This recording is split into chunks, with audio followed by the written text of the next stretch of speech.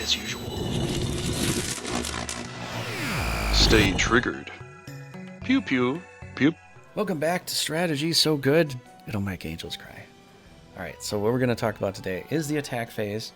But before we do that, I also have to add that there are other things you can do in the organized phase. And so I don't forget, I'm going to go ahead and tell you right here, you can do quests. You can quest for items, quest for equipment. You can even quest to train people. So since we just got Sugar as an enchantress, we could send her out to do this. All these arrows do mean certain things. The higher the arrows go, the better your odds of better equipment. Now, it's all odds and it's all RNG. So don't take it as a guarantee that you will get it or you won't get it. I've sent out level 5 knights and I've gotten gold tier equipment and weapons and stuff. And so it can happen with a very low level knight, but the chances are smaller. Okay, but what I'm going to do for her that you can do, that's actually really amazing that not a lot of people talk about. So I'll move my big head over here. Training grounds. Now there are a couple buttons you can press here. Think, well, it actually shows right up here. You can press the, for me would be the circle button, which you remember the circle button or the PlayStation button, the far right button. I know the screen's reversed, but the far right button on your controller to do that, and it'll show the quest and it'll show arrows going up, like that's a good thing for her. Or you click on it again, and we're gonna go back down where it's highlighted on training grounds and press the repeat button. So the top Y button here, which actually it's a little tricky. It actually says right up on top here, repeat, which means they'll just keep going over and over again until someone attacks a castle that you were at, takes it over and forces them to go somewhere else. Now, if you're questing there and someone attacks your castle, you won't have to fight the battle. They're just set to quest, so they cannot fight a battle.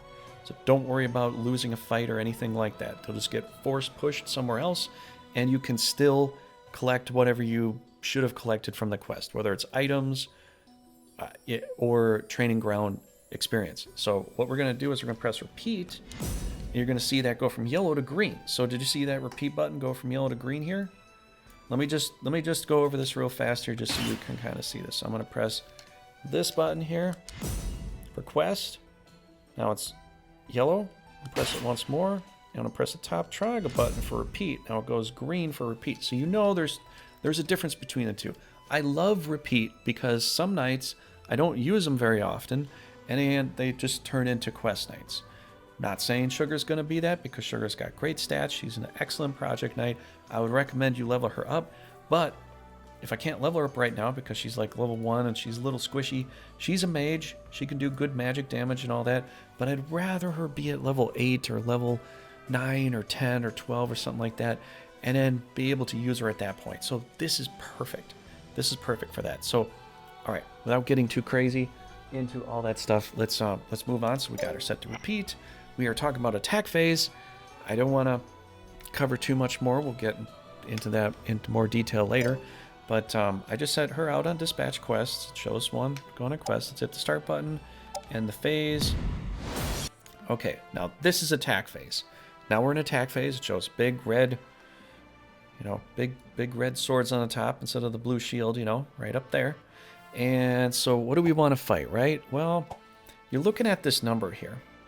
This number right here, 1356 to 5,900. That's massively higher. You typically want a number that's a little bit higher or close to the same number to be able to fight the next one over. This is kind of determining your battle power based upon your monster levels, whether they're equipped with items or gear or whatever, what have you. They're equipped with something or they have more monsters or whatever. Plus you can see at Alternia there are 2 knights here. So there's Selena and I believe Katri here. And over here we've got, Eliza, Averill, and Vayne. So we outnumbered them quite a lot. And our points are so much drastically higher. We might as well commit to this fight. Just because, just on principle, that's the point. We're trying to take over the continent. And, everybody in this game's an expansionist. Just gotta tell you, it just is that way. And if you want to play a game where you're conquering the continent, this is kind of how you do it. Now, most of the battle goes into fighting the tactical side of the battles, but we're just going to show you what the attack phase is like. So I press L1, hit them all, press it all again to disengage it, press R1, which would be, you know, my R1 here, and I can select individually. So I'm going to select, and I got them all selected. I know it's hovering over sugar, but I can press circle and do that.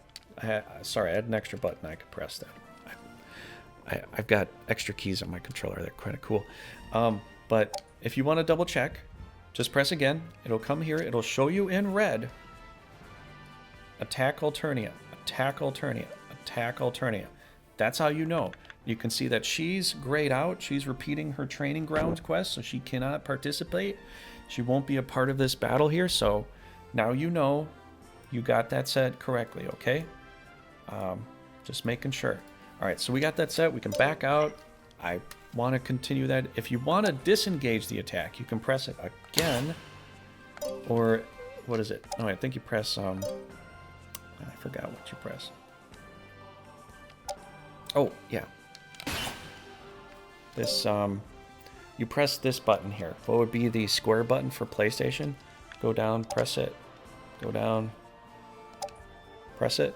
And you can disengage the attack. Now you're not attacking. But if you want to do it really fast, hit the L1 button at the top, press the circle button, PlayStation Circle, and then hit the confirm button, and you're good.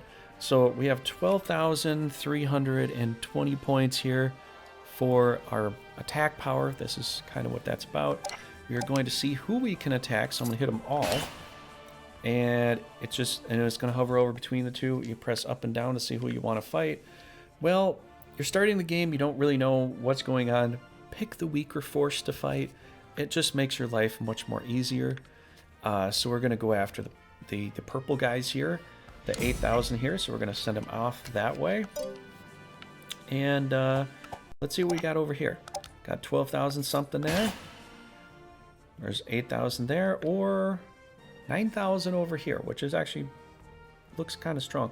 Fighting in a forest in this game can be very difficult with certain monsters. So we're just going to start out pretty easy. We're going to come up here, we're going to do this attack, and we're going to call it a day. Now, if you want to know, you know, different things that are going on, there's nation statistics. It'll show you all these stats here. The castles that you own determine how much mana you get, and how much mana you get determines how many monsters you can buy. And each monster has a residual cost to them. So it has like a little tax on them just for holding onto that monster based upon its type, its experience, and all that kind of stuff. So that's why it says mana income, and upkeep mana is essentially your tax. You're getting taxed for the certain monster. So this is a negative, and this is a plus, essentially. If you're a little confused, we'll talk about it. Leave it in the comments down below. We'll get into it. But essentially, when you put those numbers together, this is your expected mana income for the next month. That's the expected. Now, if you lose a castle, that'll change that parameter. But that's essentially what you're looking at. And what you want to do is you want to keep getting more castles. So the more you attack, the more castles you get, the better off you're going to be. There's different strategies we can cover later on as far as what and why. But right now I'm just giving you the basics so that you know what to do. So essentially what you want to do in the end is you want to make this entire map red. If you are Republic of Gamol, you want to come in here, you want to destroy all these castles, you want to do that, you want to cover the whole thing red. Now if you're another country, you want to play another country, you do you. You make it whatever color you want. I beat it in with all of the countries on all of the modes. And so, yeah. But that's pretty much it for this video. Hope you enjoyed it as far as the attack phase goes. If there was anything I left out within these past 3 videos, let me know so I can cover it. I'm gonna make a more extensive battle plan video for the next ones, for a guide for the next. So essentially, if you're asking, these are all guides for you to come and understand, because there's plenty of people that want to play it, but then they see it and it looks, oh, it's really complicated. Well, it is a little bit at first, but once you get into it, everything just unfolds and you just start to understand it. And a lot of people have just come to love the game Brigandine, which I have throughout the course of the years, and I still make content till today. So if you really enjoyed and I was helpful for you, I would truly appreciate a subscribe and leave a comment down below. Let me know what you'd like to see in the future. Okay. Thank you so much for coming by. You have a great day, and I'll see you in the next Brigandine or gameplay video. I've got plenty of other ones coming up here on my channel, so I'll see you later.